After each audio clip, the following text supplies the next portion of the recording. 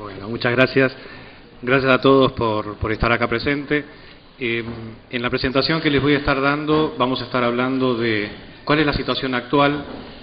que se está identificando dentro de lo que es el mercado argentino y también dentro de lo que es el mercado mundial, tanto para empresas corporativas, organismos de gobierno, pymes y segmento residencial. ¿Cuáles son rápidamente los distintos tipos de soluciones que nosotros podemos llegar a encontrar en el mercado actualmente y cuáles son las tendencias de lo que se prevé que van a empezar a ser focos u objetivos de nuevos ataques en el próximo año? Comenzando por los conceptos y estadísticas, una de las cosas que muchas veces se asocia es que por culpa de la conexión a Internet y por culpa de la exposición que hay en Internet empezaron a aparecer los riesgos de seguridad. Y en realidad no es así y tampoco no es completamente alejado ese comentario. El hecho de nosotros estar conectados directamente a Internet es estar utilizando una ventana para poder ver todo lo que nosotros podemos llegar a encontrar en Internet. Información, tecnología, servicios, comunicaciones. Pero como toda ventana, así como nosotros podemos mirar de adentro hacia afuera, también desde afuera pueden mirar hacia adentro. Y si no estamos lo debidamente protegidos y precavidos, podemos llegar a tener problemas de fuga de información. La información es lo que le da valor a las organizaciones. No es su valor de real estate, sus edificios, sino que justamente cuál es el foco de información que utiliza para desarrollar su principal negocio, su principal operatoria. Cualquier tipo de acción, vemos ahí una serie de ejemplos, que podemos llegar a encontrarnos con pérdida o robo o hurto de una notebook, una netbook, un smartphone, y con ese equipo, si no teníamos protegida la información, también se nos está yendo toda la información que teníamos alojado en él. Por situaciones de espionaje, robos de información, empresas u organismos que no tienen la capacidad de desarrollos o la capacidad de investigación y se encuentran con que es más fácil tratar de ver cómo pueden sacarle o robarle ideas o proyectos a sus principales competidores a los cuales ellos van siguiendo, por ejemplo. Copiar información por acciones de plagio, adulterar información cuando se está cometiendo fraude, y acá es donde empezamos a ver cuál es el tipo de conexión con todo lo que significa información que puede llegar a ser necesaria para poder efectuar tributaciones correctas o las tributaciones que correspondan. Quedarse involucrado en algún tipo de delito porque no hemos protegido suficientemente nuestra plataforma tecnológica y ha sido utilizado por un tercero, un delincuente, para con esa plataforma tecnológica generar daños o delitos contra otros.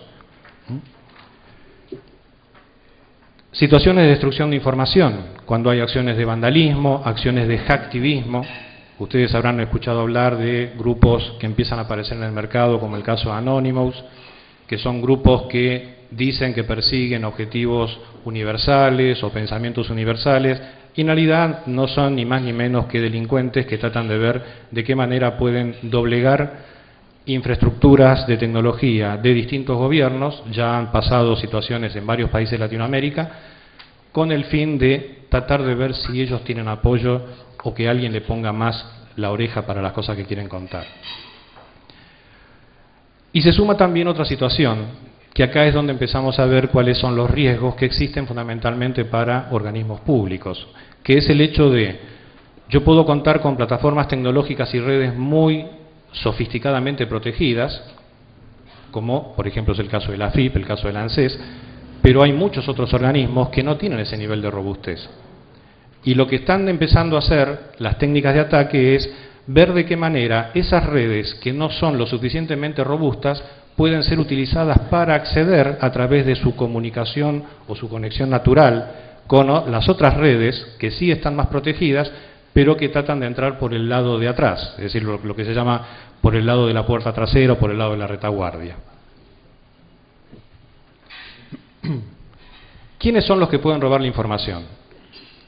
Y acá siempre la gente piensa que, y seguramente los mal llamados hackers, en realidad no son hackers, son delincuentes los que cometen este tipo de acciones,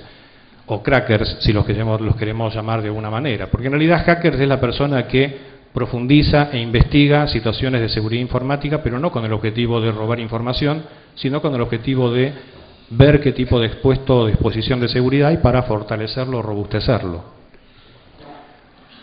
Y es el menos del 7% de los casos donde se detectaron casos de robo de información. El mayor problema lo tenemos con gente que está todavía dentro de los organismos o gente que ha sido desafectada en una situación no negociada y que esa persona quedó con sentimiento, digamos, de bronca, de resentimiento hacia la organización y se vale no solamente de permisos que todavía tenía y que por algún motivo no le fueron completamente borrados, o se valen de sus contactos y amistades con los cuales habitualmente salía a almorzar al mediodía y que ve que ellos están de alguna manera diciendo, viste, se comportaron muy mal con vos, y esa persona empieza a ver que los puede llegar a manipular.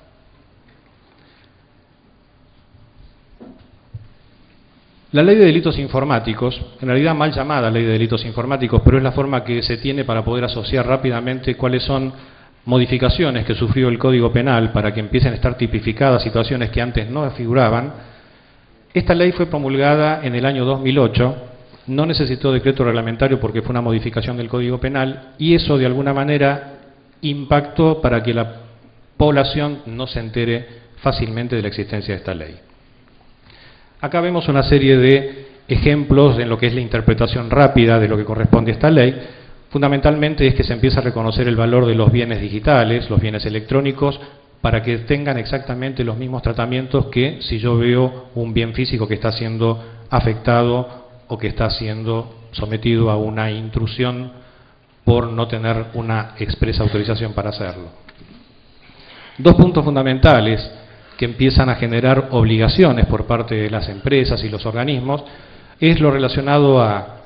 las penalizaciones para facilitar o por facilitar el acceso a espectáculos de pornografía a menores de edad y también, lo que está marcado en este punto, se hizo una comparativa con lo que significa la alteración de la escena del crimen. Ya que en este caso es delito también si yo altero una escena del crimen digital, es decir, si yo por negligencia o porque no tomé el recaudo correspondiente, no copié o no resguardé los archivos donde voy teniendo completamente el seguimiento de qué usuarios se conectan a los sistemas, qué funciones acceden, qué funciones realizan, y que forman parte de la identificación de actividades y comportamientos de los usuarios accediendo a la información. Otro de los puntos que aparecen en esta ley es el tema que se penaliza la violación a la privacidad digital, identificada como delito de intrusión, para cualquier persona que acceda a recursos de información sin haber estado debidamente autorizado. Si ustedes se acuerdan, hace unos años atrás, cuando empezaban a aparecer denuncias por hackeo de servidores de mail,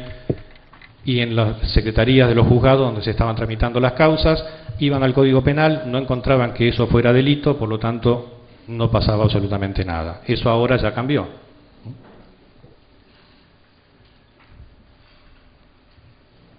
Estos son los dos puntos que hacen que las empresas tengan que empezar a considerar, para el primero de los casos, soluciones y herramientas de filtros de contenido, filtrados de URLs, protección de redireccionamientos para que no se accedan a sitios de, digamos, de contenido delictivo. Y el otro punto es que se tiene que empezar a tener un control y una protección de los archivos de log, es decir, los archivos que van guardando todo el seguimiento de las actividades de cada usuario y el acceso a cada uno de los recursos. Hoy tenemos cada vez más, ya no es mucha, en muchos casos es demasiada tecnología disponible a nuestro alcance, donde en cada uno de estos componentes no nos damos cuenta del tipo de información que estamos llevando. Antes los teléfonos celulares sabíamos que el único riesgo que podíamos llegar a tener es que nos pudieran robar digamos, el aparato o extraviarlo y que iban a acceder a las agendas de contenido, a las agendas de los números telefónicos. Ahora en los teléfonos celulares estamos llevando correos electrónicos, donde esos correos electrónicos antes nunca salían de la órbita interna de las empresas y de las organizaciones. Y por cuestiones de facilidad operativa, para optimizar y tener mayor productividad de la gente, tenemos tenemos esa información disponible en los smartphones de distintas marcas. Pero no solamente son los smartphones los que están involucrados. También está el tema de las centrales IP, donde yo antes, para poder efectuar un hackeo a una central convencional de telefonía, tenía que tener la proximidad y estar físicamente al lado de la central. Yo hoy tengo la posibilidad de efectuar cualquier tipo de modificación, sabotaje, adulteración a las rutas que están determinadas en una central IP sin moverme de mi casa. Y el tema también restante es el de las cámaras digitales, donde nadie está exento a venir de un viaje y empezar a organizar reuniones con los amigos para ir a visitarlos y mostrarles las fotos de ese viaje. Entonces, en cada una de las casas va conectando esa cámara digital para mostrarle las fotos a sus amigos en sus casas. Si alguna de esas personas tiene los equipos contaminados, esa misma cámara digital va a estar pasando esa contaminación a todos los equipos donde esa cámara se conecte. ¿Qué cosas tenemos que hacer? Verificar qué tecnologías y qué productos son los que están disponibles para las soluciones que estamos usando. Ustedes dirán, bueno, pero ¿qué puedo llegar a hacer para proteger un teléfono inteligente, un iPhone o un Nokia o cualquiera de las marcas que hay, además de los BlackBerry? En el caso de BlackBerry, ya de fábrica viene con una solución propia de la empresa, donde yo tengo posibilidad de que si me roban el equipo, a través de un sitio web, yo puedo disparar un comando donde borre todo el contenido. Pero las otras marcas, en el caso que no esté disponible esto en forma nativa por su fabricante, existen productos de protección de seguridad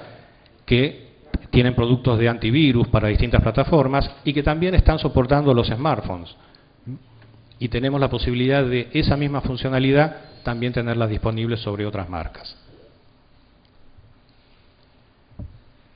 Otro de los riesgos que tenemos es el acceso a portales públicos, sitios de redes sociales, sitios donde tenemos correos electrónicos públicos, y ahí empezamos a conjugar con una serie de riesgos, si los queremos llamar así. El acceso a sitios públicos se sabe positivamente que es la cantidad de gente que accede es muy alta. Entonces, cualquier tipo de ataque que pueda llegar a ser exitoso contra ese sitio público, por ejemplo, hay un tipo de ataque que se llama cross-site scripting, que es colocarle código malicioso a un portal para que todos los visitantes sean los que se contaminen. Y cuando se contaminan, pasan la información al delincuente para que pueda acceder a sus equipos. Por eso es muy importante los niveles de protección que tenemos que tener, sobre todo de estos portales que están preparados para soportar grandes volúmenes de personas accediendo. El tema del correo electrónico, cuando estamos manejando información privada, no hay ningún inconveniente en manejarlo a través de los correos electrónicos de tipo público, es decir, estamos hablando de Hotmail, Yahoo, Gmail, etcétera. Pero muchas veces la gente empieza a confundirse y empieza a decir, bueno, si me tenés que mandar algo de algo relacionado con el trabajo, mándamelo a la cuenta del dominio de la empresa o del organismo y también mándamelo a la cuenta de Hotmail porque alguna de los dos voy a estar mirando. Y ahí empezamos a atentar contra la privacidad de esa información, que es información privada de la organización y que estamos dejando que pase a estar disponible en portales de correos públicos. La famosa, situación de tener entretenimiento por descargar películas, descargar canciones, y empiezan a aparecer las herramientas llamadas peer-to-peer o P2P, donde cuesta mucho para los que estamos en el ambiente de seguridad convencer a los usuarios de por qué es malicioso que tengan, por ejemplo, instalado el programa Ares en el equipo donde está usando su trabajo. Y el problema es que estas redes que se empiezan a conformar, los equipos que se suman pasan a formar parte de esa red mundial. Y cualquiera que vaya descargando un contenido, en algún lugar queda marcado que ese contenido, la última vez que se descargó fue en la máquina de Pepe. Y si aparece otro que quiere buscar ese contenido, va a ir a tomar ese contenido de la máquina de Pepe. ¿Me entienden cuál es el riesgo, no? Y el tema de mensajería instantánea, donde no existen los mismos niveles de controles y de filtrados que sí tenemos, por ejemplo, con los antivirus cuando estamos recibiendo correos electrónicos con archivos adjuntos.